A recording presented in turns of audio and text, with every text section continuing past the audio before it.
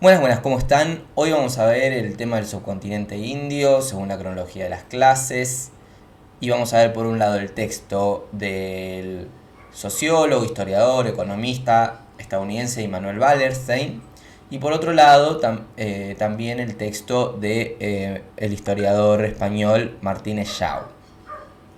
Immanuel Wallerstein es un historiador estadounidense, materialista histórico, marxista, y Martínez Shaw, por el otro lado, pertenece más bien a la escuela de los anales.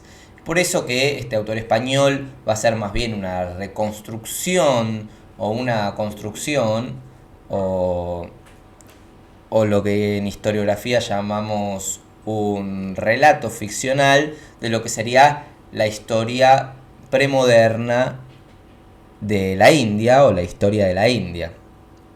Ahora bien, Wallerstein va a estar en total desacuerdo con la existencia de una India premoderna y justamente en su libro Impensar las ciencias sociales, los límites de los paradigmas decimonónicos, en el capítulo 9 se va a preguntar si efectivamente existe la India.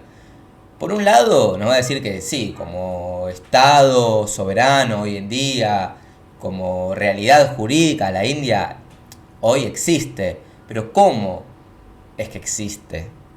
¿Desde cuándo existe? ¿Y quiénes crearon la India? Porque el subcontinente indio, en su diversa historia, no había una India como tal. Entonces, esa es una de las cosas que se va a preguntar el autor Immanuel Wallerstein.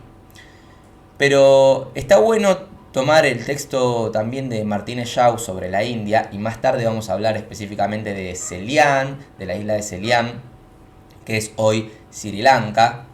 Está bueno tomar el texto de Martínez Shaw para hacer un recorrido de la historia del subcontinente indio. Porque acá el punto es y poniendo en diálogo los dos autores, acá el punto es, ¿cómo puede ser, se pregunta Wallerstein, que lo que sucedió entre 1750 y 1850, que no es otra cosa que la Compañía Británica de las Indias Orientales y luego el Raj británico, y también la llegada de otras potencias europeas, como Portugal y Holanda, ¿cómo puede ser que lo que pasó en ese periodo haya determinado toda la historia anterior que hubo en el subcontinente indio? En la cronología proporcionada por la cátedra, en la cronología del subcontinente indio, tenemos de que desde el 3300 a.C. hay una historia diversa, múltiple, en toda la región. Tenemos desde reinos diversos, imperios diversos, diferentes etnias y religiones, como el hinduismo, el budismo, más tarde el islam. Es decir, tenemos etapas de centralización y descentralización política. Tenemos la llegada de los persas. Tenemos también la llegada de los mongoles, que sería lo más reciente antes del establecimiento del Raj británico. Entonces, en todo el territorio del subcontinente indio, desde Afganistán hasta el norte, centro y sur de la India, tenemos una historia diversa, con poblaciones diversas que han existido. Entonces no tenemos una India como tal. Tenemos una India como tal a partir de que existe el Estado soberano de la India en 1948. Así que bien, como decíamos antes, la etapa antes del Raj británico es lo que conocemos como la dinastía india de los mongoles, propiamente dicho, en el subcontinente indio. ¿Y qué tenemos acá? Bueno, tenemos un periodo de centralización política, de reorganización política. Tenemos, según Martínez Yau, hay un programa religioso que busca un sincretismo entre las diversas religiones, como ya mencionábamos, el hinduismo, el budismo y el islam.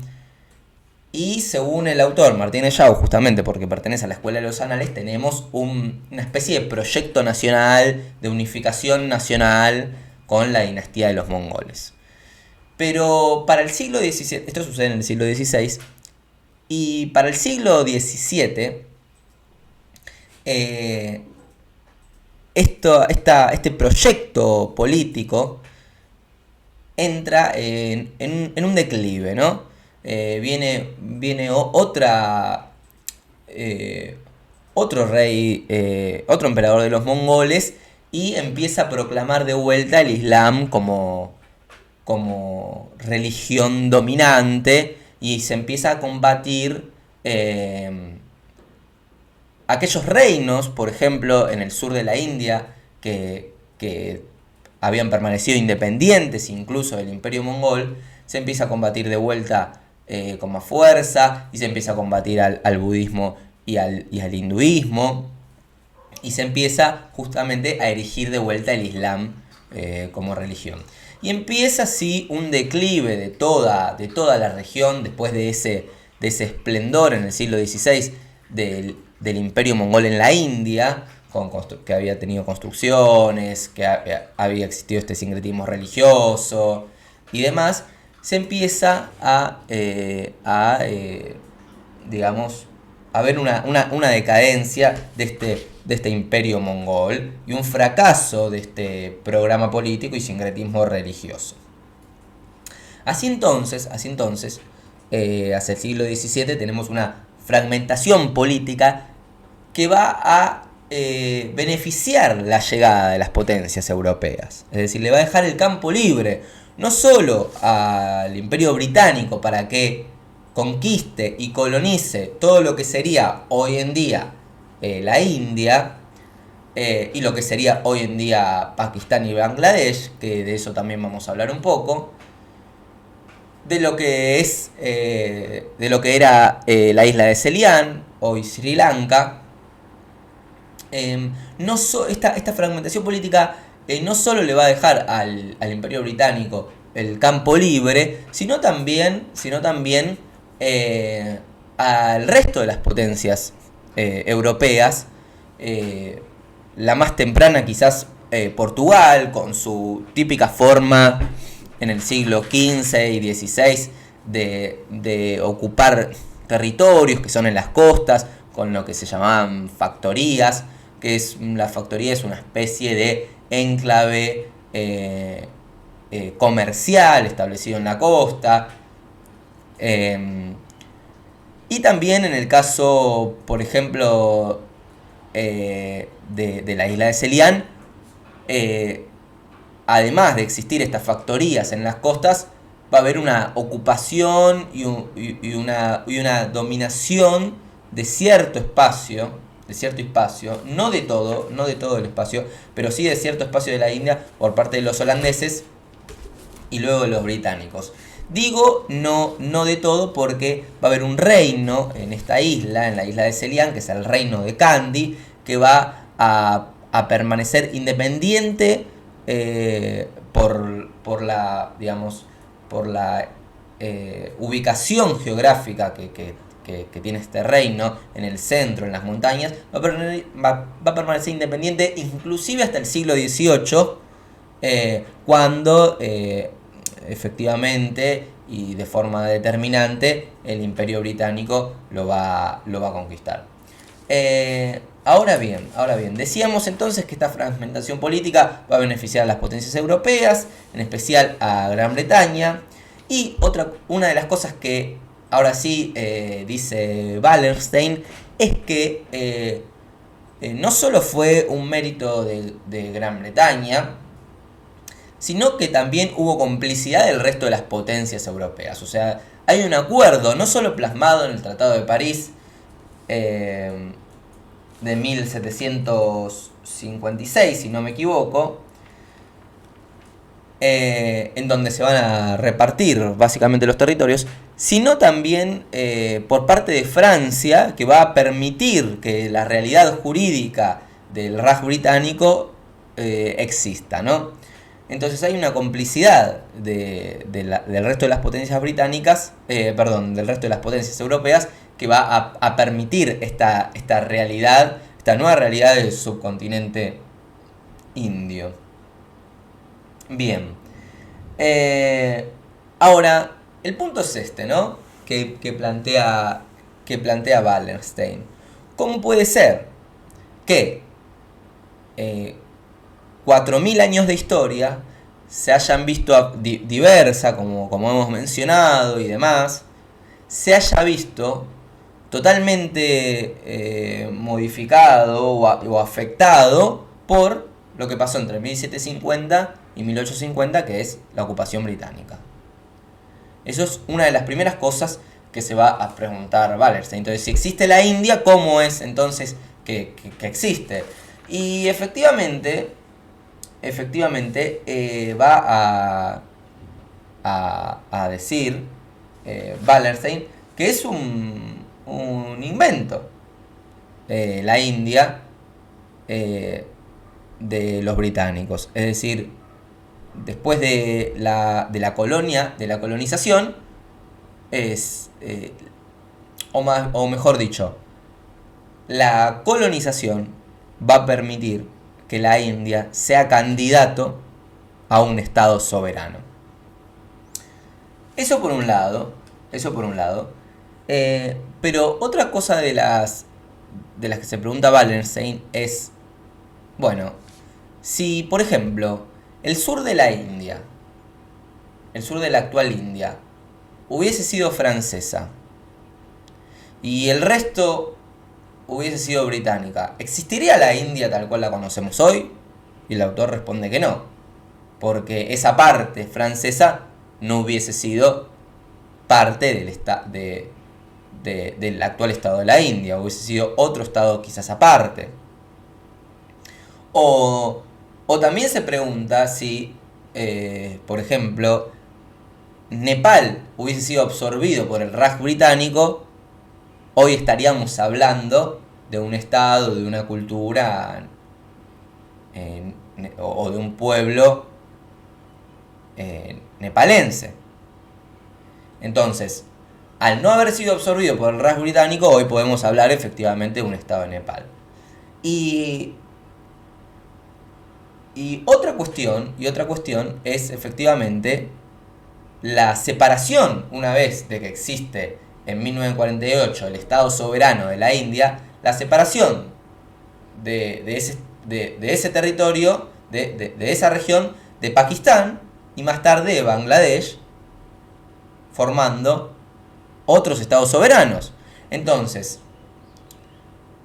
¿quién podría decir, dice Wallerstein, para 1850, es decir, para mediados del siglo XIX, quién podría decir de que Pakistán iba a ser un estado soberano, que la India como tal iba a ser otro estado soberano y que Bangladesh iba a ser otro estado soberano? Así entonces, el autor lo que quiere afirmar es que el presente va a determinar el pasado. Es decir, el hecho de que el Raj británico haya conquistado esa zona es lo que permitió que exista hoy una India. Y luego también, por supuesto, la construcción y el relato por parte del nacionalismo indio y de los británicos de una historia premoderna de la India, queriendo establecer una continuidad y unas semejanzas culturales, lingüísticas, entre poblaciones que en la totalidad del subcontinente indio son diversas, y fueron diversas.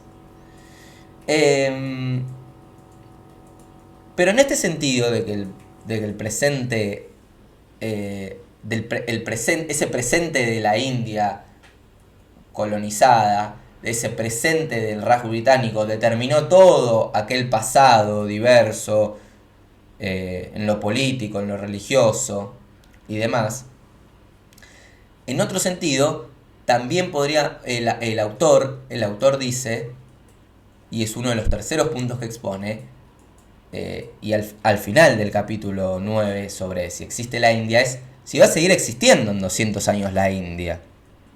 Digamos, e inclusive esto hoy lo podemos ver con el conflicto con Pakistán. Y en su momento lo podríamos haber comparado hace unos años con el conflicto con Nepal.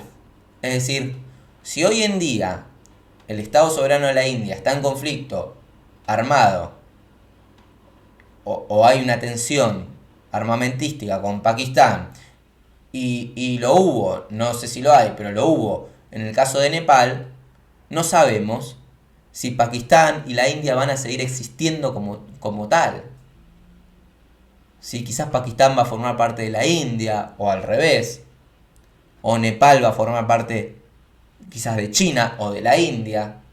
No lo sabemos. O si va a venir un terremoto y, así lo dice el autor por lo menos, y va a cambiar toda la realidad hoy política y jurídica del Estado soberano de la India. Así entonces la India, dice el autor, es un invento del sistema mundo capitalista, que este es otro término del autor, de Wallerstein, que utiliza no solo en este texto, sino en otros textos. Es la teoría de Wallerstein del sistema mundo capitalista. Es un invento del sistema mundo capitalista y fue efectivamente, como dijimos, la colonización la que permitió que existiese una India hoy. Puesto que el pasado del subcontinente indio en su totalidad no había una India como tal, sino que hubo centralización, descentralización política, múltiples reinos, multiplicidad religiosa, épocas de sincretismo o de, por ejemplo en el caso del Islam, más ortodoxia o menos ortodoxia. Así que bien, esos son los conceptos que estos autores nos traen sobre la India, sobre la existencia de la India como tal, y de Sri Lanka, que como decíamos antes, existió, como dice Martínez Shaw, el reino de Kandy, que sobrevivió, como hemos mencionado, hasta el siglo XVIII, sobrevivió no solo al avance portugués por su ubicación geográfica en las altas montañas, sino también estableciendo una guerra de guerrillas contra el avance británico, hasta que en el siglo XVIII cayó este reino, que se mantuvo independiente. Pero otra de las cosas que aporta Martínez Shaw con respecto a la isla de Ceylon, que es al sur de la India, otra de las cosas que aporta es la cuestión de la expansión del budismo en la isla. Si bien una parte al noreste de la isla tomó rasgos hindúes desde el continente, es decir, que se expandió el hinduismo hacia allí, el resto de la isla fue profundamente budista y hubo una suerte de exportación cultural del budismo desde esa isla. Y es, si no me equivoco, tenemos el templo del diente de Buda en la isla, que vamos a ver acá, o acá quizás, en una de las imágenes. Es decir, que gran parte de la isla sirvió hasta la llegada de las potencias europeas, primero los portugueses, luego los holandeses y luego los británicos, como una suerte de exportación de libros y de material budista para el resto del continente. Así que esto es también otra de las cosas que aporta Martínez Shaw, y efectivamente en 96 la isla se ve ocupada por los ingleses y pasa a ser una colonia real, pese a al intento de mantenerse independiente y firme, justamente hasta el siglo XVIII, casi entrado el siglo XIX, del reino de Kandy en la isla. Así que bien, bueno, eso fue todo sobre el subcontinente indio. Vamos a ver también en un PowerPoint distintos mapas sobre lo que estuvimos hablando y distintas imágenes que van a aportar a este video.